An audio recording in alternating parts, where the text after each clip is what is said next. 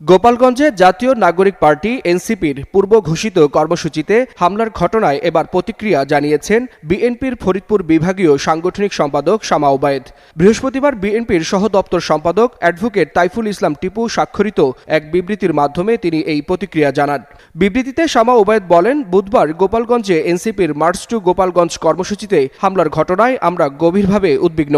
এই হামলা শুধু একটি রাজনৈতিক দলের কর্মসূচিতে বাধা নয়, বরং এটি দেশের শান্তি শৃঙ্খলা বিনষ্ট করার একটি সুস্পষ্ট অপচেষ্টা। তিনি বলেন, জুলাই আগস্ট ছাত্র জনতার অভ্যুত্থানে পতিত স্বৈরাচারী আওয়ামী সরকারের দুঃশাসনের ছায়া আবারও স্পষ্ট হয়ে উঠেছে। দুষ্কৃতকারীরা বর্তমানে দেশে অস্থিতিশীল পরিস্থিতি সৃষ্টির মাধ্যমে রাজনৈতিক ফায়দা লুটতে চাইছে।